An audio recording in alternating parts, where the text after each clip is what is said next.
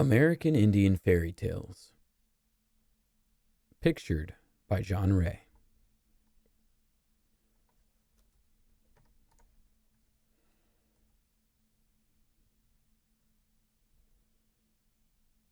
American Indian Fairy Tales. Retold by W. T. Larned. Illustrated by John Ray. To Young America, from the Oldest Americans.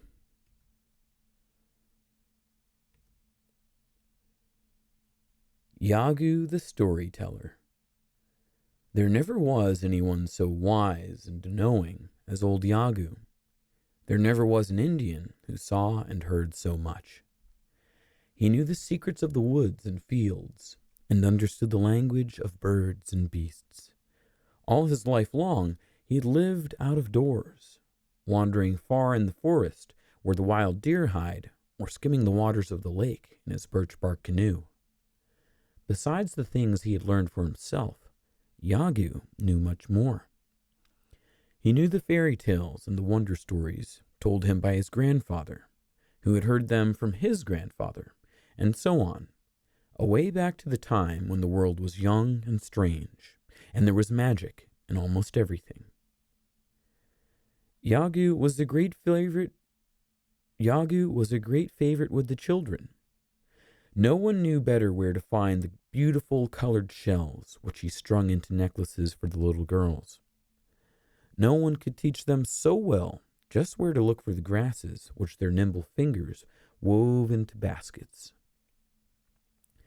For the boys, he made bows and arrows, bows from the ash tree that would bend far back without breaking, and arrows, strong and straight, from the sturdy oak. But most of all, Yagu won the children's hearts with his stories. Where did the robin get his breast? How did fire find its way into the wood so that an Indian can get it out again by rubbing two sticks together? Why was Coyote, the prairie wolf, so much cleverer than the other animals? And why was he always looking behind him when he ran? It was Yagu who could tell you where and why. Now, winter was the time for storytelling. When the snow lay deep on the ground, the north wind came howling from his home in the land of ice, and the cold moon shone from the frosty sky. It was then that the Indians gathered in the wigwam. It was then that Yagu sat beside the fire of blazing logs, and the little boys and girls gathered round him. Woo, woo, wailed the north wind.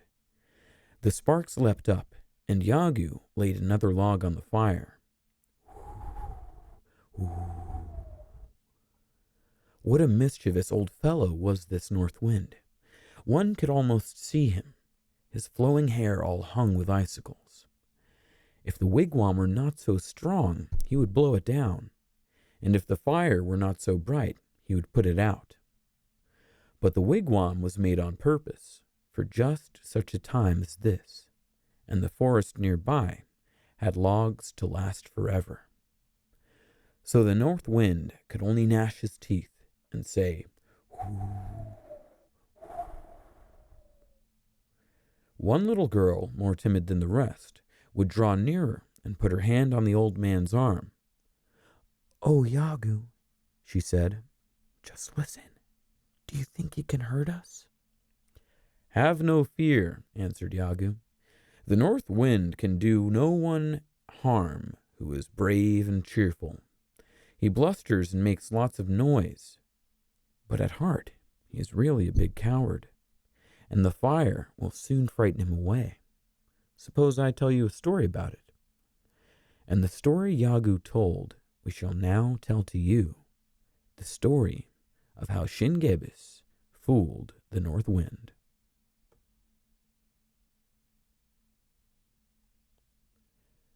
Shingebis fools the north wind.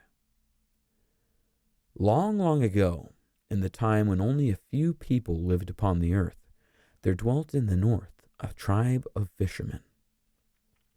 Now, the best fish were to be found in the summer season, far up in the frozen places where no one could live in the winter at all.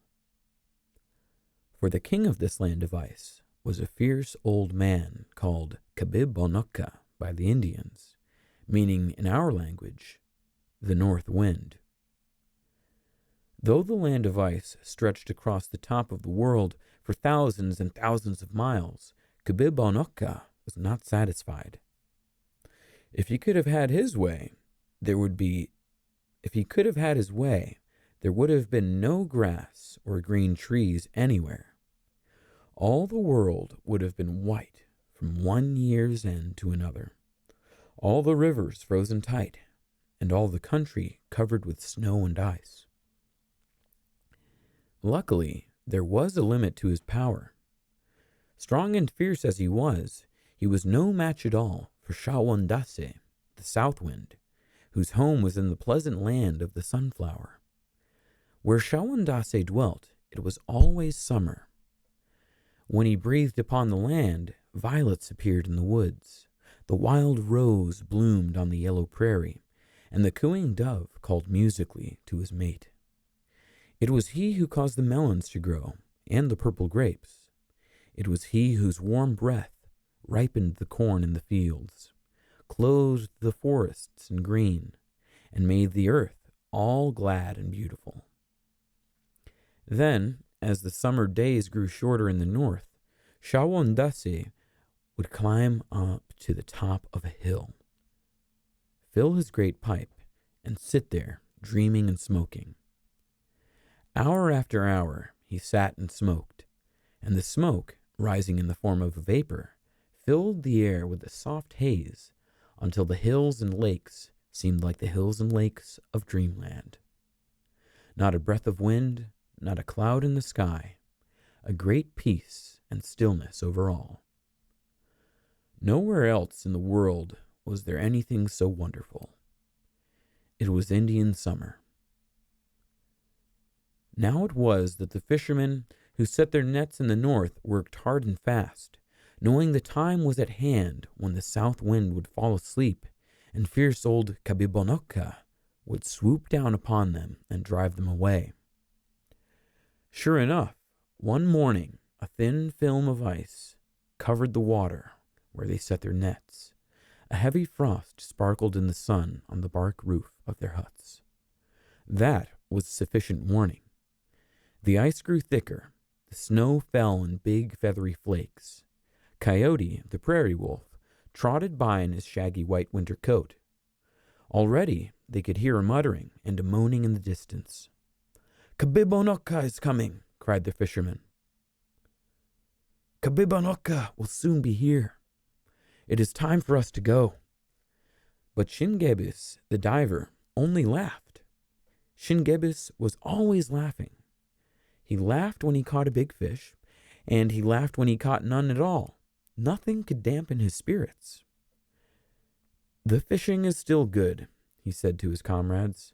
"I can cut a hole in the ice and fish with a line instead of net. What do I care for Kabibonoka?" They looked at him with amazement. It was true that Shingebis had certain magic powers and could change himself into a duck. They had seen him do it, and that is why he came to be called the diver. But how would this enable him to brave the anger of the terrible north wind? "You had better come with us," they said. "Kabibonoka is much stronger than you. The biggest trees of the forest bend before his wrath. The swiftest river that runs freezes at his touch. Unless you can turn yourself into a bear or a fish, you will have no chance at all." But Shingebis only laughed the louder. "My fur coat lent me by Brother Beaver, and my mittens borrowed from Cousin Muskrat, will protect me in the daytime," he said. "And inside my wigwam is a big pile of logs. Let Kabibonoka come in by my fire if he dares." So the fishermen took their leave rather sadly, for the laughing Shingebis was a favorite with them, and the truth is they never expected to see him again. When they were gone, Shingebis set about his work in his own way. First of all, he made sure that he had plenty of dry bark and twigs and pine needles to make the fire blaze up when he returned to his wigwam in the evening. The snow by this time was pretty deep, but it froze so hard on top that the sun did not melt it, and he could walk on the surface without sinking in at all. As for fish, he knew well how to catch them, through the holes he made in the ice. And at night, he would go tramping home, trailing a long string of them behind him, and singing a song he had made up for himself. Kabibonaka, ancient man, come and scare me if you can. Big and blustery though you be, you are mortal just like me. It was thus that Kabibonaka found him, plodding along late one afternoon across the snow. "Whoo, whoo," cried the north wind. "What impudent two-legged creature is this who dares to linger here long after the wild goose and the heron have winged their way to the south? We shall see who is master in the land of ice. This very night I will force my way into his wigwam, put his fire out, and scatter the ashes all around."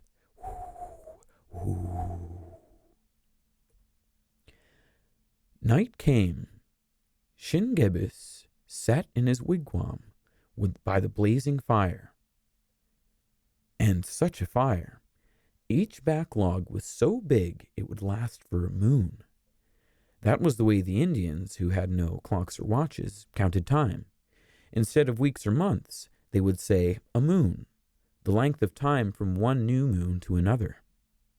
Shingebis had been cooking a fish, a fine, fresh fish caught that very day. Broiled over the coals, it was a tender and savory dish, and Shingebis smacked his lips and rubbed his hands with pleasure. He had tramped many miles that day, so it was a pleasant thing to sit there by the roaring fire and toast his shins. How foolish, he thought, his comrades had been to leave a place where fish was so plentiful so early in the winter. "They think that Kabibonaka is a kind of magician," he was saying to himself, "and that no one can resist him.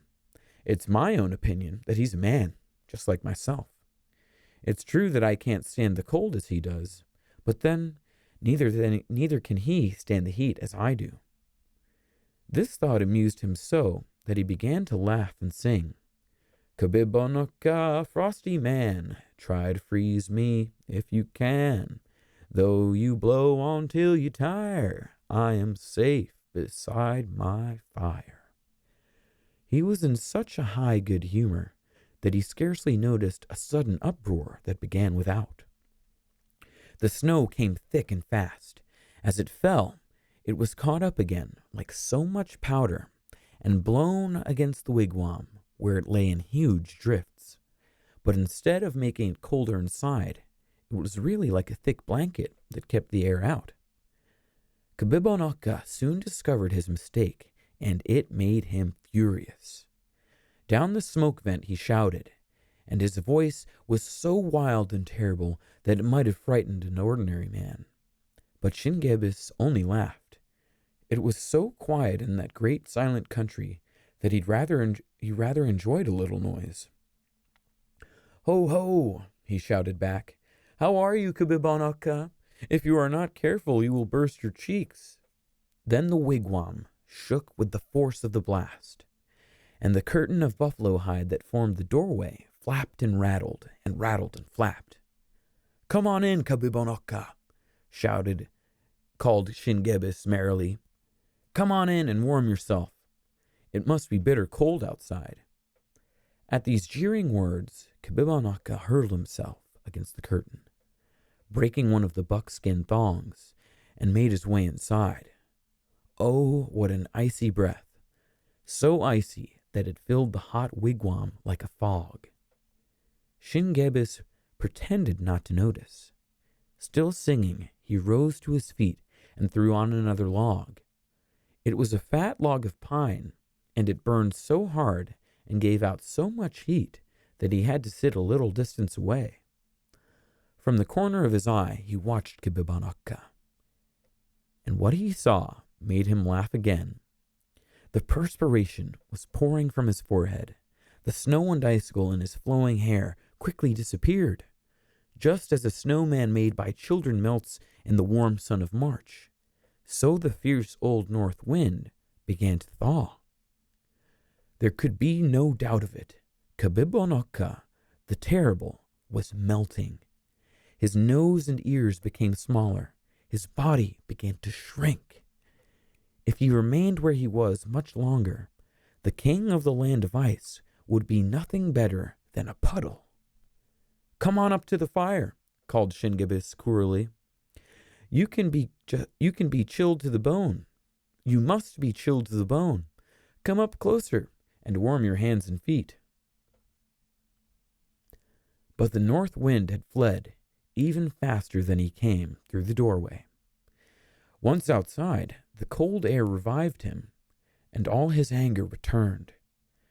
As he had not been able to freeze Shingebis, he spent his rage on everything in his path. Under his tread, the snow took on a crust. The brittle branches of the trees snapped as he blew and snorted. The prowling fox hurried to his hole, and the wandering coyote sought the first shelter at hand. Once more he made his way to the wigwam of Shingebis and shouted down the flue. "Come out," he called. "Come out if you dare, and wrestle me down here in the snow. We'll see soon who's master then." Shingebis thought it over. "The fire must have weakened him," he said to himself, "and my own body is warm. I believe I can overpower him. Then he will not annoy me any more, and I can stay here as long as I please." Out of the wigwam he rushed, and Kabibonokka came to meet him. Then a great struggle took place. Over and over, on the hard snow, they rolled, locked in one another's arms. All night long they wrestled, and the foxes crept out of their holes, sitting at a safe distance in a circle, watching the wrestlers. The effort he put forth kept the blood warm in the body of Shingebis. He could feel the north wind growing weaker and weaker. His icy breath was no longer a blast, but only a feeble sigh. At last, the sun rose in the east. The wrestlers stood apart, panting. Kabibonokka was conquered. With a despairing wail, he turned and sped away. Far, far to the north he sped, even to the land of the White Rabbit. And as he went, the laughter of Shingebis rang out and followed him. Cheerfulness and courage can overcome even the north wind.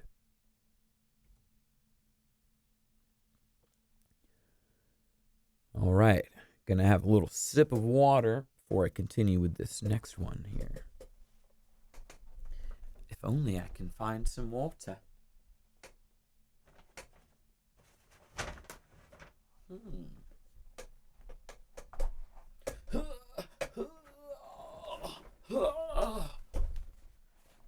don't think I have any water in here.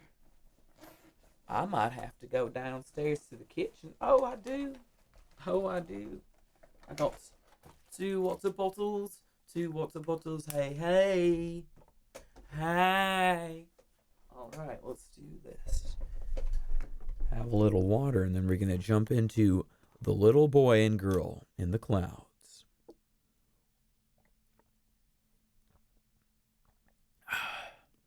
It is very refreshing, especially if your voice is hoarse and raspy, filled with smoke. I don't smoke, it's just a metaphor.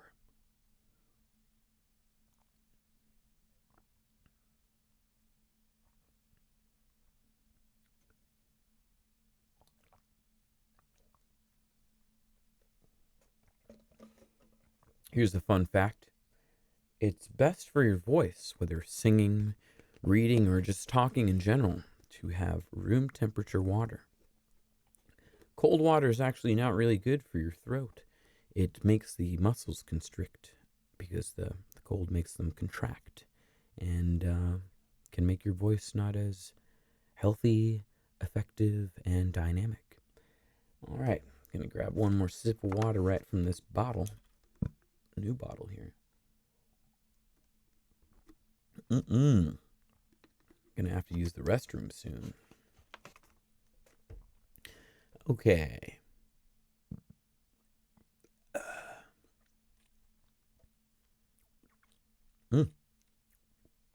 So savory. Water, it's liquid diamonds occurring in nature naturally. Okay, here we go. The Little Boy and Girl in the Clouds. Yagu, the storyteller, was seated one evening in his favorite corner, gazing into the embers of the log fire like one in a dream. At such a time, the children knew better than to interrupt him by asking questions or teasing him for a story. They knew that Yagu was turning over in his mind the strange things he had heard and the wonderful things he had seen, that the burning logs and red coals took on curious shapes and made odd pictures that only he could understand, and that if they did not disturb him, he would presently begin to speak. On this particular evening, however, though they waited patiently and talked to one another only in low whispers, Yagu kept on sitting there, as if he were made of stone. They began to fear that he had forgotten them, and that bedtime would come without a story. So at last, little Morning Glory, who was always asking questions, thought of one she had never asked before. "Yagu," she said, and then she stopped, fearing to offend him. At the sound of her voice, the old man roused himself, as if his mind had been away on a long journey into the past. "What is it, Morning Glory?" Excuse me, that's not what he said. Okay. "Yagu, can you tell me, were the mountains always here?" The old man looked at her gravely. No matter how hard the question was, or how unexpected, Yagu was always glad to answer. He never said, "I'm too busy, don't bother me," or "wait till some other time." So when Morning Glory asked him this very peculiar question, he nodded his wise old head, saying, "Do you know, I've often asked myself that very thing. Were the mountains always here?" He paused and looked once more into the fire, as if the answer was to be found there, if only he looked long enough. At last, he spoke again. "Yes, I think it must be true that the mountains were always here, the mountains and the hills. They were made when the world was made, a long, long time ago, and the story of how the world was made you have heard before. But there is one high hill that was not always there, a hill that grew like magic, all of a sudden. Did I ever tell you the story of the big rock, how it rose and carried the little boy and girl up among the clouds?" "No, no," shouted the children in a chorus. "You never told us that one. Tell it to us now." And this is the story of the magical big rock. As old Yagu heard it from his grandfather, who heard it from his grandfather, who was almost old enough to have been there himself when it all happened.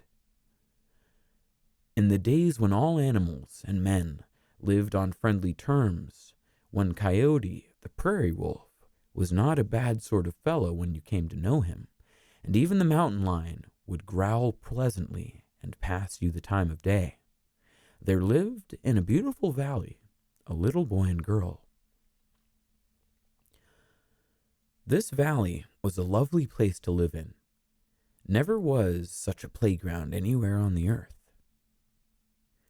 It was like a great green carpet stretching for miles and miles, and when the wind blew upon the grass, it was like looking at the waves of the sea. Flowers of all colors bloomed in the beautiful valley. Berries grew thick on the bushes, and birds filled the summer air with their songs.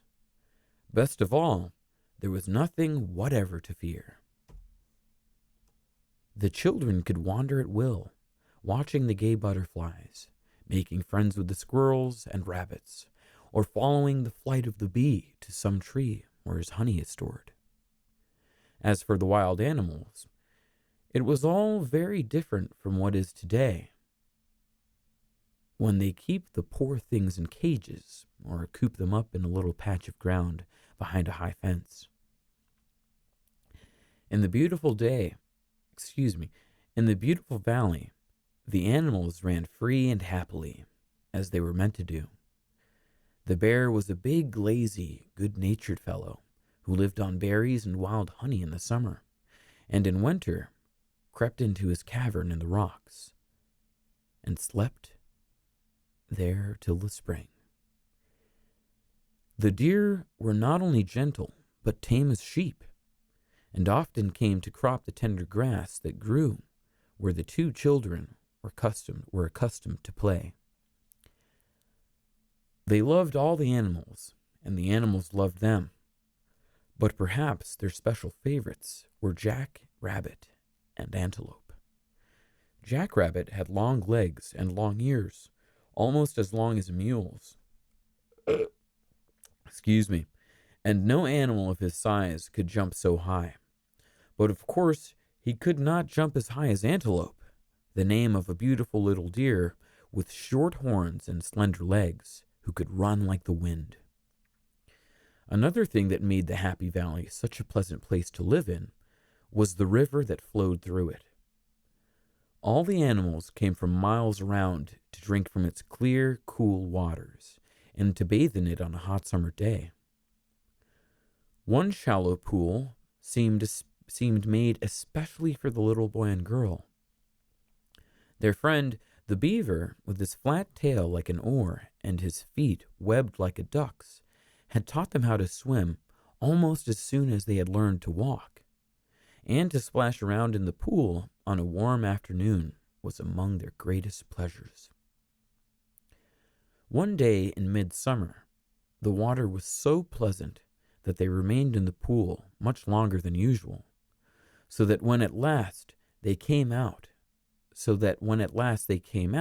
they were quite tired. And as they were a little chilled besides, And as they were a little chilled besides, they looked around for a good place where they could get dry and warm. "Let's climb on that big flat rock with the moss on it," said the little boy. "We've never done it before. It would be lots of fun." So he clambered up the side of the rock, which was only a few feet high, and drew his sister up after him. They then lay down to rest, and pretty soon, without intending it at all, they were fast asleep. No one knows how it happened that exactly at this time the rock began to rise and grow. But it did happen, because there it is today, high and bare and steep, higher than the other hills in the valley. And as the children slept, it rose and rose, inch by inch, foot by foot. By the next day, it was taller than the tallest trees. Meanwhile, their mother and father were searching for them everywhere, but all in vain, nor was any trace of them to be found. No one had seen them climb up on the rock, and everyone concerned was much too excited to notice what had really happened to it. The parents wandered far and wide, saying, "Antelope, have you seen our little boy and girl? Jackrabbit, you must have seen our little boy and girl." But none of the animals had seen them. At last, they met Coyote, the cleverest of them all, trotting along the valley with his nose up in the air. So they put the same question to him. "No," said Coyote, I have not seen them for a long time, but my nose was given to me to smell with, and my brains were given to me to think with. So who can tell but that I may help you?" He trotted by their side along the banks of the river, and pretty soon they came to the pool where the children had been swimming. Coyote sniffed and sniffed. He ran around and around, with his nose to the ground. Then he ran right up to the rock, put his forepaws up high as he could reach, and sniffed again. He grunted. "I cannot fly like the eagle, and I cannot swim like the beaver, but neither am I stupid like the bear, nor ignorant like the jackrabbit. My nose has never deceived me yet. Your little boy and girl must be up there on that rock."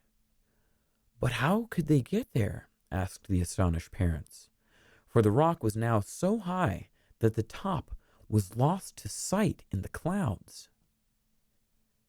"That is not the question," said Coyote severely, unwilling to admit that there was anything he did not know. "That is not the question at all. Anybody could ask that. The only question worth asking is, how are we to get them down again?" So they called all the animals together to talk it over and see what could be done. Then the bear said, "If I could only put my arms around the rock and climb it, but it is much too big for that." And the fox said, "If it were only a deep hole instead of a high hill, I would be able to help you." And the beaver said, "If it were just a place out in the water I could swim to, I'd show you very quickly." But as this kind of talk did not take them very far, they decided to try what jumping would do. There seemed to be no other way, and as each one was anxious to do his part, the smallest one was permitted to make the first attempt. So the mouse made a funny little hop, about as high as her hand. The squirrel went a little higher. Jackrabbit made the highest jump of his life and almost broke his back to no purpose. Antelope gave a great bound in the air, but managed to light on his feet again without doing himself any harm. Finally, the mountain lion went a long way off to get a good start, ran toward the rock with great leaps, sprang straight up, and fell and rolled over on his back. He had made a higher jump than any of them, but it was not nearly high enough. No one knew what to do next. It seemed as if the little boy and girl must be left sleeping on forever, up among the clouds. Suddenly they heard a tiny voice saying, "Perhaps if you let me try, I might climb up the rock." They all looked around in surprise, wondering who it was that spoke, and at first they could see nobody, and thought that Coyote must be playing a trick on them. But Coyote was as much surprised as anyone. "Wait a minute, I'm coming as fast as I can," said the little tiny voice again. Then a measuring worm crawled out of the grass, a funny little worm that made its way along by hunching up its back and drawing itself ahead an inch at a time. "Ho, ho," said the mountain lion from deep down in his throat. He always spoke that way when his dignity was offended. "Ho, ho! Did you ever hear of such impudence? If I, a lion, have failed, how can a miserable little crawling worm like you hope to succeed? Just tell me that." "It's downright silly," said Jack Rabbit. "That's what it is. I've never heard such conceit." However, after much talk, they agreed at last that it could do no harm to let him try. So the measuring worm made his way slowly to the rock and began to climb. In a few minutes, he was higher than Jack Rabbit had jumped. Soon he was farther up than the lion had been able to leap. Before long, he had climbed out of sight. It took the measuring worm a whole month, climbing day and night to reach the top of the magic rock. When he got there, he awakened the little boy and girl, who were much surprised to see where they were, and guided them safely down along a path no one else knew anything about. But by patience and perseverance, the weak little creature was able to do something that the bear, for all his size, and the lion, for all his strength, could never have done at all. That was a long time ago. Today there are no more lions or bears in the valley, and no one ever thinks of them. But everybody thinks of the measuring worm, because the big rock is still there, and the Indians have named it after him. Tutukanula, they call it. A big name, indeed, for a little fellow, yet by no means too big when you come to think of the big, brave thing he did. Okay, thanks for tuning in. For those of you that are watching this on replay, I appreciate your time. My voice got a little hoarse there at a certain point. And I think I might try and play a little song with that guitar right back over here. That's the one. See, it's right here. Oh, let's see if I can make a little circle around it. My finger on the camera here. Oh. I guess I'm not really making a circle. I'm more outlining it. And that's pretty good. I think that's about as good as it's going to get.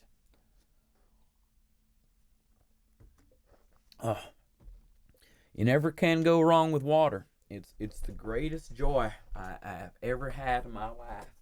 Just a moment.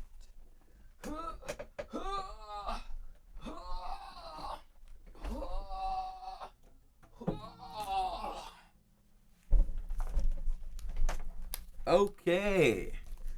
So, since you guys were so patient and tuned in for so long, so well, you did such a great little job. We're going to play this out-of-tune guitar that I have no idea how to play. All right, let's see.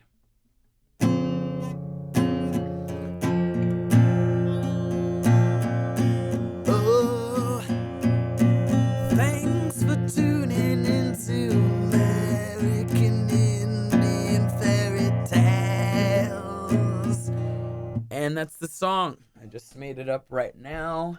And according to the New York Times, just saw a notification on my phone. It got nominated for a couple of Grammys, I think is the term for the Oscar equivalents of music. All right, thanks for tuning in. Bye.